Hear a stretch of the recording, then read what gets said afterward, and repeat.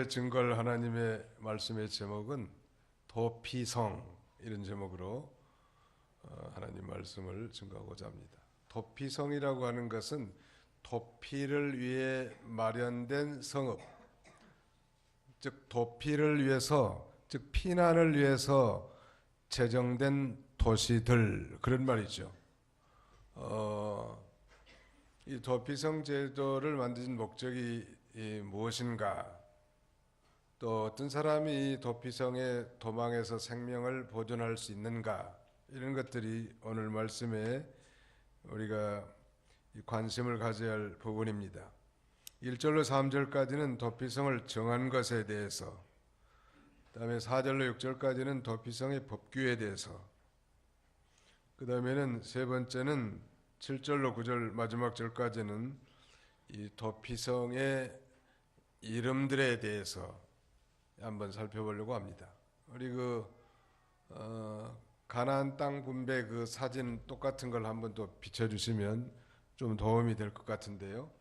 이 도피성이라는 건 하나의 제도인데, 특별히 가나안 땅에 가나안 동편의 세 도시들, 또 가나안 서편의 세 도시들, 총 6개의 도피할 수 있는 이 도성들을 만들어 놓고, 오늘 본문을 보니까 그런데 이 사람들은 어떤 사람이 거기에 들어갈 수 있는가, 그 1절부터 좀 읽어 주십시오. 여호와께서 여호수아에게 말씀하셨다. 너는 이스라엘 자손에게 말하여라. 내가 모세를 통해 너희에게 말한 도피성을 너희를 위하여 정하고, 부지 중 사람을 죽인 살인자는 그곳으로 도망하게 하여라. 그곳은 너희에게 피해 보복자로부터 피하는 곳이 될 것이다. 살인자는 이 성읍 가운데 한 곳으로 도피하여 그 성읍 문 입구에 서서 성읍 장로들의 귀에 자기 사정을 말해야 한다. 장로들은 그를 받아들여 성읍 안에 있는 곳을 마련해주고 그들 가운데 살게 하여라. 피해 보복자가 그를 뒤쫓아 온다 하더라도 그들은 그 살인자를 그의 손에 넘겨주지 말 것이니, 이는 그가 그 이전부터 그 이웃을 미워한 것이 아니라 부지 중에 자기 이웃을 죽였기 때문이다. 예, 이 도피성을 정하고 그 법규에 대해서 잠깐 읽으셨는데요. 여기 도피성 한번 보실까요? 지도를 한번 그 가나안 땅 분배 12지파 그 지도를 한번 보시면, 여기 지금 여기에 지금 이렇게 안 나오는가?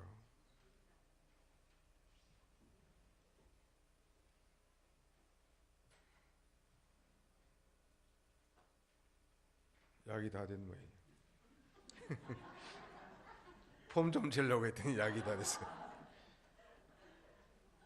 네. 안 나온다고. 아무튼 믿음으로 보세요. 여기 요단강을 중심으로 한 3군데, 오른쪽에 보면 저기 이 지도가 아니 좀 더 내려주셔야 될 것 같은데, 밑으로 조금. 네, 저기 오른쪽 보면 골란이라는 데가 보이십니까? 네, 골란하게 안 보이십니까? 골란 지역이 보이고, 또 그 다음에 길랏 라못이 보이십니까? 네, 길랏 라못이 보이신데요. 그 다음에 이제 르벤 지파에서는 여기 베셈이라고 하는 지역이 보일 거예요. 베셈. 여기 밑에 르벤 지파 좀 르벤 지파 땅의 오른쪽 베셀, 거기 한번 동그라미 쳐보세요. 네? 동그라미. 예, 그래 제대로 쳤습니다. 이 동쪽에 3군데 이렇게, 맞아요. 베셈 제대로 맞는지 확인을 해야 될 것 같아요.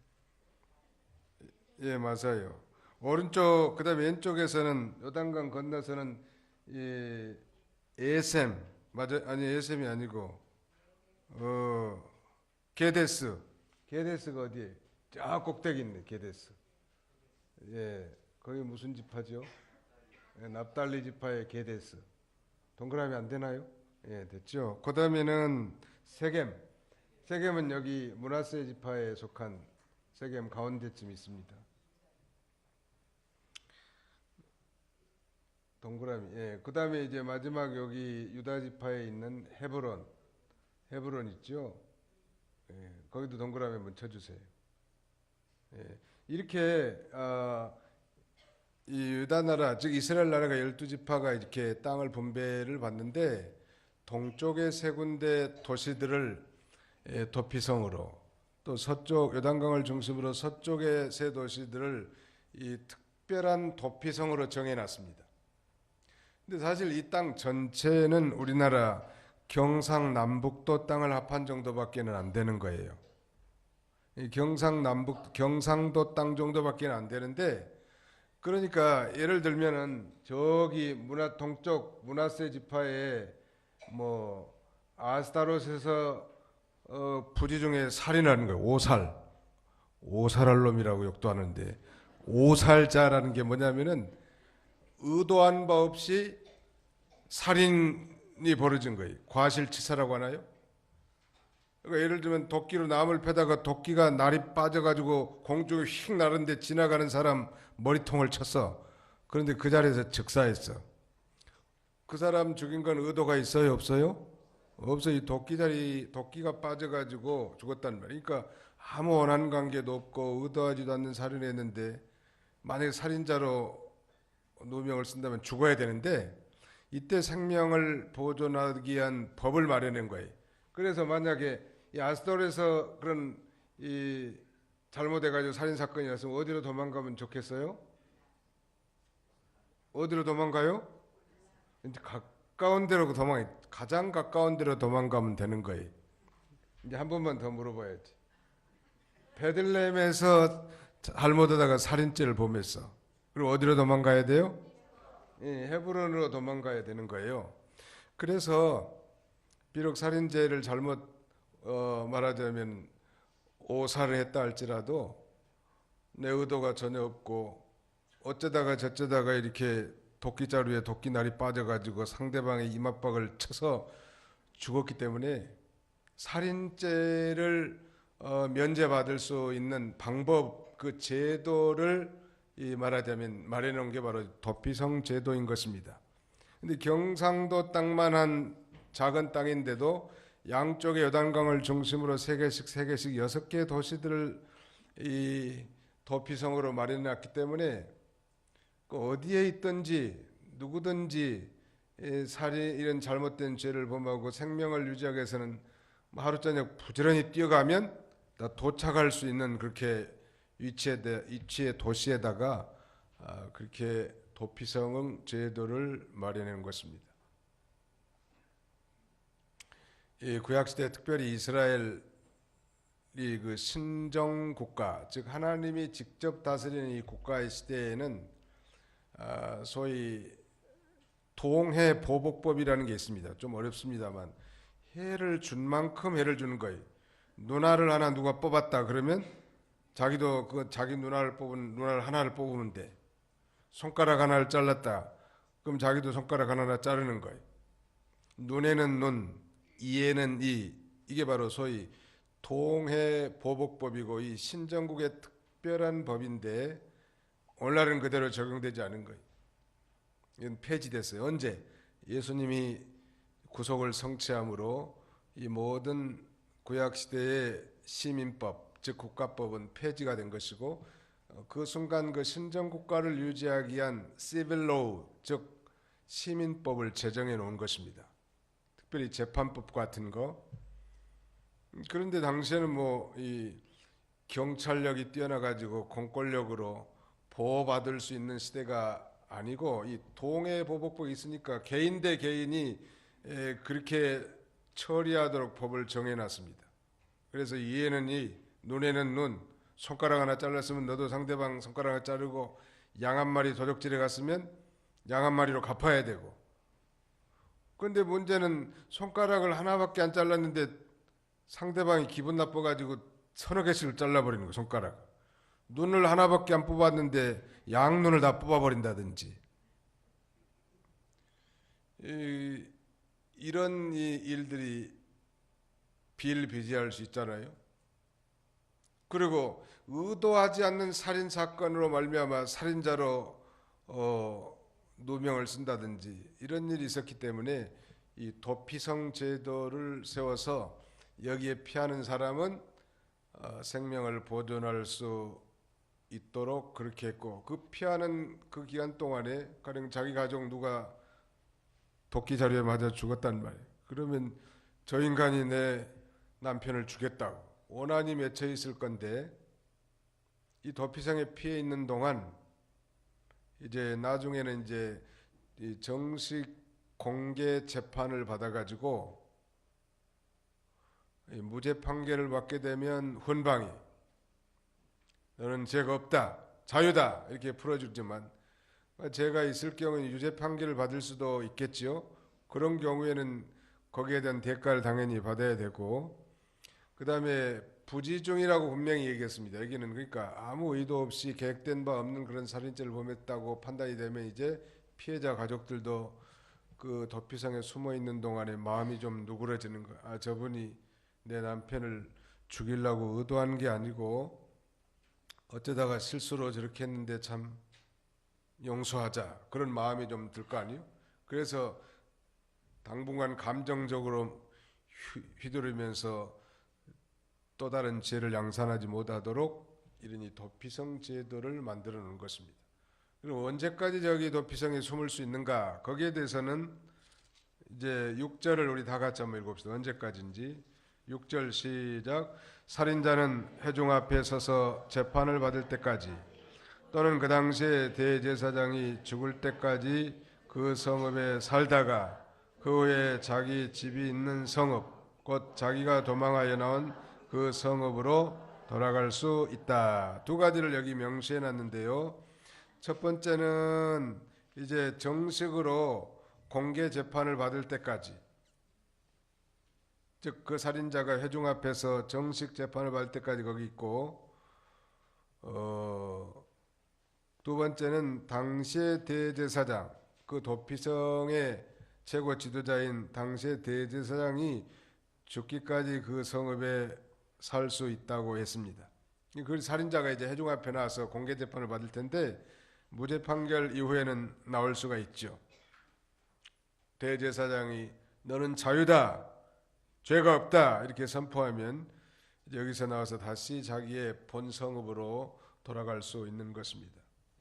이 과정 기간 동안에 피해자 가족들은 위로를 받고 마음을 좀 진정한 후에 자기 가족을 오살한 그 사람을 용서할 시간적 여유를 갖게 되는 거예요.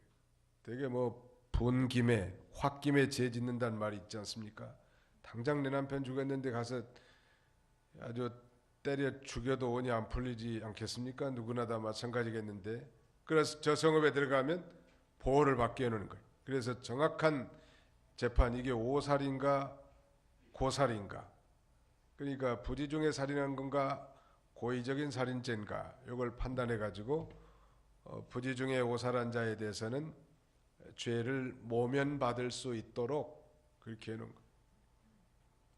어제 청와대 관저에 지금 앉아서 독서하는 한 여인이 있는데 그분의 이름이 누구예요? 예, 이게 정말 죄를 최순실과 공범인가, 정말 대통령으로서 탄핵을 받아서 영구히 그 파직을 당할 만한 죄인가, 아니면 비선 실세들이 지은 죄였고 자기는 떳떳하고 죄가 없는가, 이걸 이제 헌법재판소에서 판결할 때까지는 그 관저에 가만히 있는 거였지. 월급도 다 준대요. 경호도 좀 서주고. 그래도 참 부끄러운 일이죠. 전 세계에 그렇게 됐다는 거. 본인이 직접 돈을 탐내거나 직접 욕심부린 것 같지는 않고, 제 생각이에요. 그래 그 비선실세가 한마디로 보면 대통령을 등에 업고 난리 법석을 친 거예요, 한마디로. 그러나 본인은 무죄하다 할지라도 그 결과가 너무 처참하고 이 주변 관리를 잘 못했기 때문에 결코 면책 사유가 되기는 힘들 것 같습니다. 그리고 판결이 나와봐야 알지만, 만약에 이게 헌법재판소에서 무죄다고 선언하면 국민들이 가만히 있겠어요? 아마 엄청난 저항이 일어날 것 같고, 또 실제로 그 객관적으로 나타난 현상만 봐도 그동안에 대한민국을 한 달 남짓 거꾸로 가게 만든 장본이기 때문에 이 용서받기는 좀 어려울 것 같아. 노무현 대통령 때와는 많이 다를 것 같아. 바로 이제 살인죄를 범하고 이 도피성에 피한 자들도 바로 이 공개 정식 재판을 받을 때까지 거기 있어야 돼. 만약에 그 전에 살짝 나가면 그래서 가족들에게 두들겨 맞아 죽어도 그건 책임이 없어요. 또 그 대제사장이 죽으면 나갈 수 있는 거예요. 여기서 우리가 배울 수 있는 이 중요한 교훈은 무엇인가? 이 도피성이라고 하는 것은 바로 우리의 영원한 도피성인 예수 그리스도를 예표하는 것입니다. 여러분, 저와 여러분들은 우리가 원하든 원치 않든 상관없이 태어날 때부터 죄인으로 출생했고요. 그 죄값으로 우리는 지옥 판결을 받은 자들이요. 그런데 저 예수 그리스도께 피하여 들어가면 예수 그리스도가 대신 자기가 사형당하고 그 죄값 때문에 우리는 너희들은 자유고 죄가 없다 이렇게 하나님이 인정해 주는 거예요. 그 얼마나 감사해. 그래 다윗이 노래한 것처럼 이 여호와께 정죄를 당치 않을 자들은 복이 있도다. 이 정죄란 말은 영어로 condemnation이라고 합니다. 이 말은 죄를 정해주는 거예요. 그러니까 아담의 후손들은 다 정죄와 유전죄로 영원한 지옥 판결을 받은 자들이에요. 그런데 그럼에도 불구하고 예수님께 피하여 들어가면, 즉 예수님을 믿으면 그 예수님 대제사장 되시는 예수님이 대신 죽어주심으로 우리는 자유와 해방 그리고 구원의 축복을 받게 해놨다는 말. 이것을 가르쳐 주려고 구약시대에는 이 가나안 정복된 땅에 또 앞으로 정복될 땅에 도피성 제도를 만들어놨고 실제로 그런 생명을 보호받고 또 보존되도록 해놓은 것입니다. 그러니까 도피성 제도를 내신 목적은 하나님께서 생명을 귀중히 여기신다는 사실을 알게 해주고 피할 곳을 주신 하나님이시다. 아까 우리 첫 번째 부른 찬송이 피난처 있으니 라는 찬송이 피난처 있으니 환난을 받은 자 이리 오라. 이리는 바로 예수님의 품속으로 오라는 거예요. 세상에서 실패하고 모욕을 당하고 고난을 당하고 실패하고 그래도 우리 주님은 항상 이 넓은 가슴의 품으로 피하기를 원하세요. 옛날에 시골에서 닭 키워보셨죠? 닭은 며칠 만에 부화하나요? 3주, 석주 동안 어미닭이 품죠. 삼칠은 21일 동안. 그래서 이제 20일 되면 병아리가 깨어나오고 그 아기 병아리 얼마나 예뻐요. 그 봄날에 이제 암탉이 그 병아리들을 이끌고 이 집안을 산책하는 거예요. 그 모습은 너무 평화롭고 아름답죠. 그런 얘기를 해도 도시에서 태어난 사람들은 뭔 소린지 지금 잘 모를 거예요. 근데 갑자기 저 공중에서 소리개가 맴도는 소리를 쳐다보니까 어미닭. 그러면 그때 이 암탉은 목소리가 아주 굵어져. 핏대가 굵어져가지고 보통 때는 상냥한데 목소리가 솔개가 나타나면 막 구구구 하면서 막 굉장히 이 두껍고 굵은 목소리로 이 병아리들에게 신호를 알리면 병아리들 다 알아듣고 전부 다 어디로 피해요? 어미닭의 날개로 피해. 그러면 안전해요? 안 안전해요? 대체로 안전해. 근데 안 안전할 수도 있어. 닭은. 전에 어떤 농부가 집에서 닭을 기르는데 시골에서는 그 호랑이 새끼같이 생긴 싹지라고 하는 게 있긴 살가지라고도 하는데 싸가지가 아니고 살가지라고 하는 싹이라는 짐승이 있는데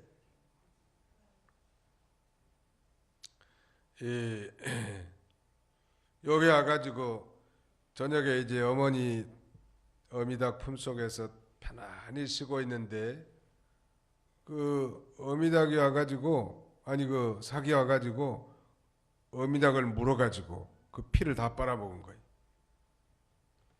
아침에 농부가 닭장에 들어가 보니까 어미닭이 죽어 있어. 그래서 발로 툭 치니까 그 안에서 이 병아리들이 삐약삐약하면서 병아리들은 다 산 거예요.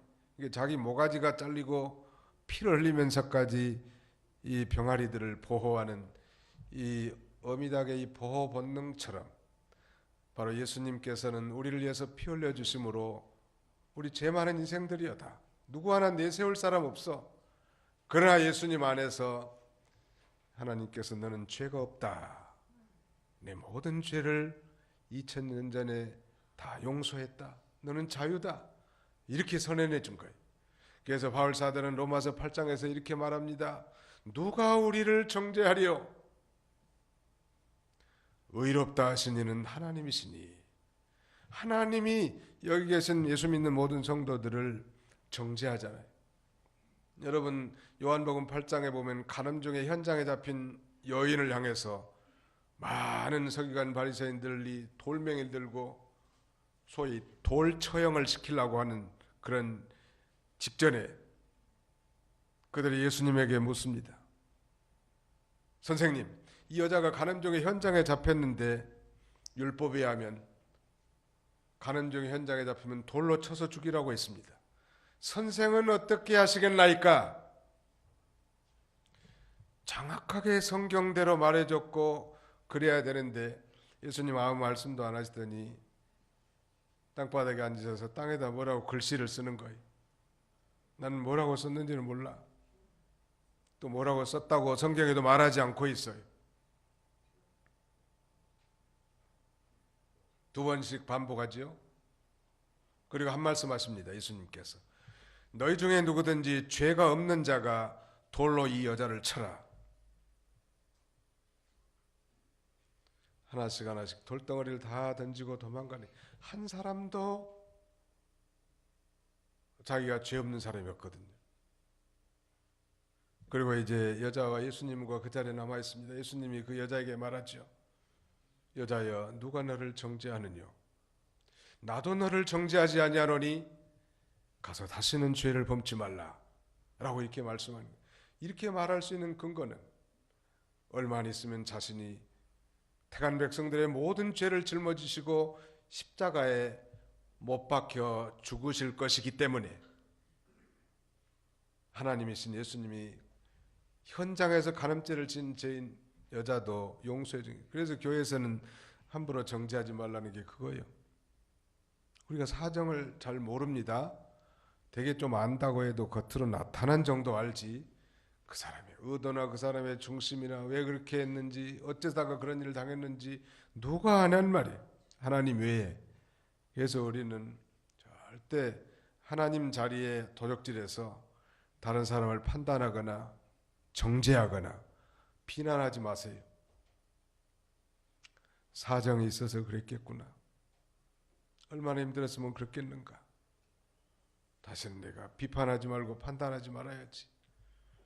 오히려 사랑해주고, 아니 예수님도 감싸줬단 말이에요. 다윗과 같은 험악한 죄인도 자기가 사유하며 은총을 받았다고 떳떳하게 하나님 앞에 찬송하잖아요.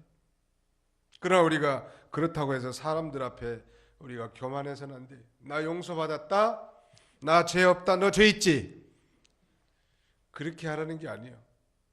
오히려 그 모든 죄를 용서받았다면 그 사죄 은총에 감사하면서 이제는 죄의 종로로 하지 말고 이제는 거룩하게 살고 의롭게 살고 진실하게 살도록 우리에게 그런 사죄의 은총을 베풀어 주신 것입니다. 그러므로 진정한 피난처는, 우리의 영원한 피난처요 도피성은 바로 예수님이요.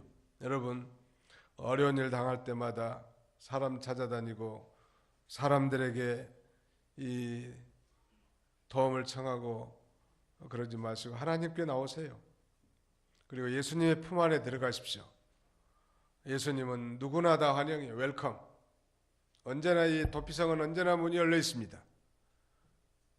그 다음에 누구든지 다 들어갈 수 있고, 자, 누구든지라고 했는데 9절을 한번 또 읽어주시죠. 9절.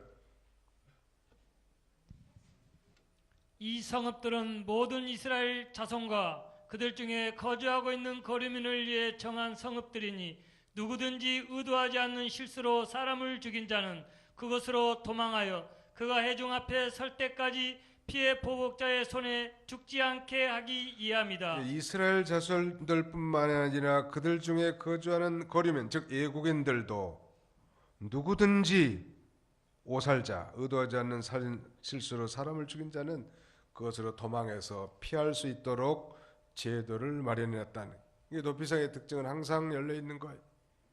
왜냐하면 언제 어디서나 우발적인 사건은 계획된 게 아니잖아요. 오늘 당장 가다가 자동차 사고 나갈 수도 있고 별의별 일이 다 있는 거예요. 아니 직업 현장에서 사고를 당할 수도 있고. 그러나 이 하나님의 형상대로 창조된 인간의 생명은 너무나도 귀중하단 말이에요. 인간의 생명을 보호받기 위해서 그래서 24시간 도피성의 문은 열어둔 거예요.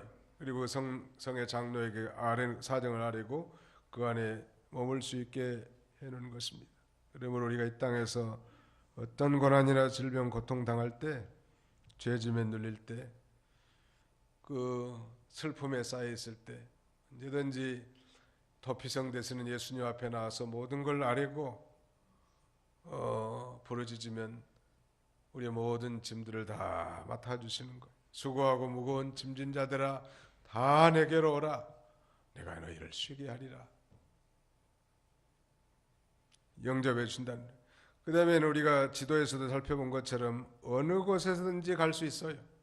저쪽에 요단강 동편 므낫세 반지파의 꼭대기 골란에도 도피성이 있기 때문에 곤란하지만 골란성으로 가면 돼. 이 요단강 서편 왼쪽 맨 아래 유다 지파는 헤브론, 거기들 거기 갈 수 있는 거예요. 언제든지. 요새 교회들이 도둑 맞아가지고 문을 좀 닫아놓습니다만 사실은 교회는 24시간 오픈하는 게 좋아요. 우리가 교회 안전을 위해서 닫아놓긴 한데 옛날에는 다 열어놨는데 요새는 험악한 시대가 돼가지고 뭐 가져갈 것도 없지만 우리 교회 와봐야 그래도 이제 보호를 위해서 성구에 보호를 위해서 닫아놓을 때가 있는데 성도님들은 그 키 번호를 잘 알아서 언제든지 문을 열고 와서 기도하고 하나님 앞에 나올 수 있게 해놨단 말. 또 어느 곳에든지 갈 수 있을 뿐만 아니라 누구나 다 갈 수 있다고 그랬죠. 민족이나 인종 차별이 없어요. 태간 백성은 누구나 다 빈부귀천 남녀노소 동서고금을 모른하고 죄인이든지 의인이라고 자칭하든지 누구든지 다 나갈 수 있다는 말. 그 다음에 그 안에 들어가면 모든 필요한 것을 다 공급해 주세요. 거기 이 4절 하반절에 그랬잖아요. 장로들은 그를 받아들여 성읍 안에 있을 곳을 마련해 주고 그들 가운데 살게 하여 그랬습니다. 도피성은 피난자의 모든 필요를 공급하는 공급처였습니다. 막상 살인자로 낙인 찍히면 생명 보존을 위해서 무조건 그리로 도망하는 거예요. 일단 그 안에 들어가면 더 이상 이 피해 보복자가 들어올 수 없게 해놨단 말이에요. 전에 보니까 뭐 죄 짓고 명동성당으로 피한 사람, 조계사 무슨 뭐 봉헌사로 피한 사람들이 있는데 죄 짓고 피했다면 성당이든 사찰이든 들어가서 잡아다가 그 죄 지은 대로 형을 묻는 게 맞는 거예요. 오늘날 그런 의미가 아니라 그걸 이용하는 거예요. 말하자면 죄 짓는 사람들이. 그렇게 그리고 그 안에 있을 때 먹을 양식도 주고 잠자리도 예비해주고 마실 물도 주고 그 성 안에 가는 이 대제사장과 주민들이 그걸 다 거기 사는 사람들이 다 공급해주게 돼 있는데 말씀드린 대로 도피성은 바로 예수 그리스도를 예표한다고 했습니다. 예수님 안에 있으면 구원과 영생, 신령한 영의 양식도 주지만 모든 필요한 걸 다 공급해 주세요. 빌립보 4장 19절에는 이렇게 말씀합니다. 나의 하나님이 그리스도 예수 안에서 영광 가운데 너희 모든 쓸 것을 채우시리라. 나의 하나님이 그리스도 예수 안에서, 즉 예수님 안에 들어가면 그 영광 가운데 너희 모든 쓸 것을 채우시겠다고 약속하고 있습니다. 한번 따라합시다. 나의 하나님이, 다시 나의 하나님이 그리스도 예수 안에서 영광 가운데 우리의 모든 쓸 것을 채워주십니다. 아멘. 네, 하나님이 채워줘요. 도피성에 들어가면 감옥에 들어가도 다 먹을 거 다 줘요. 운동도 시켜주고. 어떤 사람은 감옥에 일부러 들어가려고 죄를 짓는다는, 사회 나오면 너무 힘드니까 거기 가면 국가에서 다 먹여준다는 비정상적인 생각인데요. 예수님 안에 오면, 예수 앞에 나오면 모든 죄를 사해 주시고, 우리의 육신에 필요한 모든 것도 공급해 주시고, 또 영의 양식도 공급해 주시고, 예수님 안에서 위로와 평안을 주시고 참된 소망 가운데 살게 하시는 하나님이십니다. 이런 도피성이 바로 예수님이야. 사람에게 피하려고 하지 말고, 돈을 의지하지 말고 참된 도피성 되시는 예수님께 피함으로 늘 위로와 안식 평강이 충만한 삶을 사시기를 주님의 이름으로 축원합니다. 기도합시다. 하나님 아버지 감사합니다. 거룩한 주일을 하나님이 허락하시고 새벽부터 이 시간까지 사랑하는 성도들 불러 모으시고 십자가를 바라보고 회개하고 자백하며 하나님의 자녀로 똑바로 살지 못한 것들, 내 마음대로 내 고집대로 살던 것들을 회개하고 하나님의 사람으로 온전케 살기를 원하시는 주님, 우리의 부족함과 허물을 날마다 용서해 주시고 십자가를 믿음으로 쳐다보며 자백하고 회개하는 자들에게 깨끗함을 주시고, 이미 예수를 믿을 때 예수님 안에서 너희는 죄 없다고, 하나님 앞에 의인이라고, 장차 천국 백성이 되었다고, 영화롭게 되었다고 우리에게 말씀하신 주께서 이 땅에서도 우리가 손으로, 행동으로, 마음으로, 생각으로 짓는 죄에 대해서도 2000년 전에 다 해결해 놓으셨고, 다만 우리가 자백하고 회개할 때 사유하시며 은총이 우리에게 임한 줄 알고 날마다 도피성 되시는 예수님 앞에 피하여 이 정죄로부터의 자유함과 심령의 평안함과 상처받은 심령의 치유함과 거룩하신 하나님의 영광 가운데 사로잡혀 산소망으로 살아갈 수 있는 그런 저희들이 다 되도록 우리 하나님께서 은총을 나려 주시옵소서. 아버지, 어려운 일 우리 앞에 한 치 앞에 이 닥칠 우리가 한 치 앞도 내다보지 못하는 연약한 존재들입니다.